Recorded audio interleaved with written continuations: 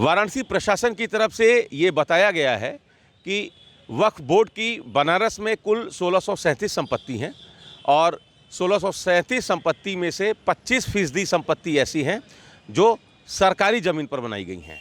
यानी कि 25% जो वक्फ की संपत्ति है वो एक तरीके से उस पर कब्जा है, सरकार की ज़मीन पर वक्फ का कब्जा है, ये प्रशासन का कहना है। हमारे साथ इस पर बातचीत करने के लिए मुख्तार अंसारी जी हैं, ये पैरोकार हैं ज्ञानवापी मामले में। मुख्तार साहब, 25% संपत्तियां वक्फ की ऐसी हैं जिस पर सरकार जो सरकारी संपत्ति है और वक्फ का कब्जा है, क्या कहेंगे? नहीं, देखिए, सबसे पहली बात तो ये है कि वक्फ बोर्ड भी तो उत्तर प्रदेश सरकार के ही एक पार्ट है। तो कहने का मतलब ये है कि अब ये कहना कि 450 संपत्ति अवैध है, अब किस तरीके से ये आया है, क्या मामला है, इसके ऊपर तो बहुत गहन अध्ययन का मामला है।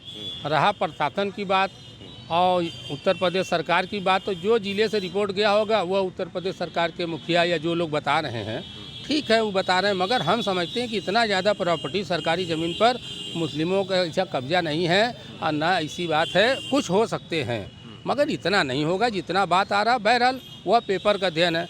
हमारे कहने का मतलब है कि अगर यूपी 1952 में यूपी जेडे लागू हुआ, अब 1291 के पहले अब 1291 में क्या दर्ज है, तो वो सरकारी ज़मीन कैसे हो? आबादी की ज़मीन अगर है, अब मस्जिद वहाँ कायम है, तो वो सरकारी ज़मीन कैसे हो गई? कहने का मतलब ये है कि सरकारी ज़मीन पर ये कब्जे का नज़रिया बहुत टेढ़ा है। टेढ़ा का ये है कि वहाँ मस्जिद है, ईदगाह है, कब्रस्तान है। ये बहुत आश्चर्य का मामला सामने आया है। अब सरकार क्या कह रही है, अब ऊपर आवे मामला, अध्ययन हो और रिपोर्ट सबके सामने आवे तब न पता लगे। मुख्तार अंसारी जी, उत्तर प्रदेश में 78% सरकारी ज़मीन पर वक्फ का कब्जा है। बनारस में तो फिर भी गनीमत है कि 25% संपत्तियों पर आप लोग कब्जा किए हैं। भैया, इस मामले में हम क्या अपनी राय प्रस्तुत करें आपके सामने? वक्फ बोर्ड में जो एंट्री है, सबसे पहले तो वक्फ बोर्ड के खिलाफ कार्रवाई होनी चाहिए कि अगर सरकारी ज़मीन थी तो आप कैसे ऐड किए अपने के यहाँ। मतलब आप ये कहना चाह रहे हैं कि वक्फ बोर्ड भी सरकार का हिस्सा है, सरकार के लोग ही वहाँ काबिज होते हैं, बिना सरकार की मर्जी के वहाँ कोई काबिज भी नहीं हो सकता? कैसे होगा आप बताइए? दफ़ा 37 का नकल आप जारी करके लोग को मुतवल्ली बनाते हैं और लोगों को कमेटी बना के देते हैं, तो भैया आप ऐसा काम क्यों किए? दोषी तो ज़्यादा उसमें वो लोग हैं जो वहाँ के मुतवल्ली हैं और जो वक्फ बोर्ड के अधिकारी हैं जो पहले रहे। अगर सरकारी ज़मीन थी तो उस पर आपको वक्फ बोर्ड का मान्यता देना ही नहीं चाहिए था। आपने दिया तो गलत किया। अगर सरकार कह रही है गलत है तो गलत रहेगा। मगर इतना ज़्यादा गलत होना, बहुत सी ऐसे चीज़ आप देखे होंगे कि खसरा खतौनी में सरकार का नाम है, पता लगा सिविल में मुकदमा चला, डिग्री हो गया, उसका रिकॉर्ड कहाँ से आएगा? क्योंकि ये जो रिपोर्ट गया है, मैं जहाँ तक समझ रहा हूँ कि ये लेखपाल और नगर निगम, ये तहसील डिपार्टमेंट और नगर निगम से रिपोर्ट गया, डीएम साहब की आया होगा, चाहे डीएम साहब की आया और रिपोर्ट उन्होंने अपना भेज दिया। तो ये लोग भेजे, क्या वहाँ के मुतवल्ली से ये लोग पेपर मांगे?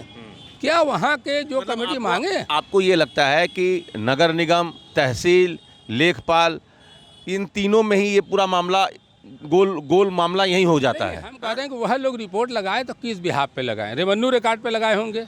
तहसील वक्फ के लोगों से बातचीत नहीं हुई है या वक्फ के लोगों को उसमें शामिल नहीं किया गया? कोई सवाल ही नहीं उठता। इस तरह एक तरफा कार्रवाई है। ये कोई मामला समझ में आ ही नहीं रहा। भाई, सरकार ने, योगी जी ने ऐलान किया, ये लोग रिपोर्ट बना के भेजे तो अपने अभिलेखे से न भेजेंगे। अब अभिलेख में क्या क्या आते हैं ये तो जांच का विषय है। अब सबको नोटिस दें या सार्वजनिक करें, हम लोग भी पढ़ें, तब तो होगा। ऐसा तो नहीं है कि आप जो कहते वही सही हो। मगर सरकार को जो रिपोर्ट गया वो तो वही पे बयान आ रहा। मतलब न खाता न बही, जो सरकार कहे वही सही? नहीं, बिना खाता यही चल रहा क्या? ये रिपोर्ट जो गया है ये वही है? नहीं, ये जो रिपोर्ट गई है तो रिपोर्ट किसी बिहाफ पर न गई होगी।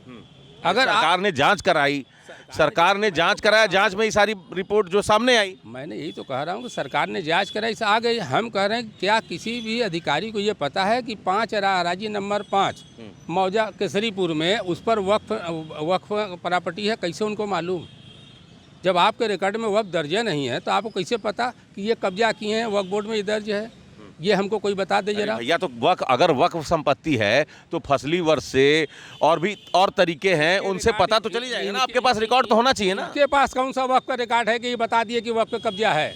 इनके पास कौन सा रिकॉर्ड है? अगर 1291 में कब्रिस्तान है, वो सरकार की प्रॉपर्टी कैसे हो गई? ये इनकी कैसी होगी प्रॉपर्टी? आप बताइए। बसरा सदर हुआ करते थे, महाराजा देते थे लोगों को बसने खाती। अगर महाराजा ने दिया और उनका नाम चढ़ गया तो क्या सरकार मालिक हो गई? यूपी जड्डे कब लागू हुआ? 1/7/1952 को।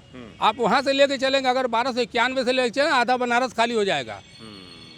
तो हम इस पर ये निवेदन करेंगे माननीय मुख्यमंत्री योगी आदित्यनाथ जी से कि हमारे मुस्लिम समाज के नेताओं को बात पे ना आवे, आम मुसलमानों को भी रहम दिली का निगाह रखें, क्योंकि ये लोग बड़े लोगों को फेर में रह करके अपनी बात नहीं कर पाए, ना अपनी कागज कर पाए। तो हम उनसे बार बार हाथ जोड़ कर निवेदन करेंगे योगी आदित्यनाथ जी से कि आम मुसलमानों की तरफ रहम दिली का निगाह करें और उस पर रहम करते हुए जो सही तरीका हो उसको अपनाएं। ये हमारा उनसे निवेदन है। सरकार आम मुसलमानों पर रहम करे, अगर तरीके से जांच की जाए तो दूध का दूध और पानी का पानी हो जाएगा। लेकिन हकीकत ये है, मुख्तार अंसारी जी का कहना है कि इसमें जो मुस्लिम कम्युनिटी के लोग हैं, जो वक्फ से रिलेटेड लोग हैं, उनको इस तरीके की जांच में शामिल नहीं किया जाता है। सरकार के लोग, सरकार के संस्थान अपने तरीके से, उनका अपना तरीका होता है जांच करने का, और जांच रिपोर्ट वो भेज देते हैं और उसी आधार पर फिर ये रिपोर्ट सामने आती है कि 78% या बनारस में ऐसा बताया जा रहा 25%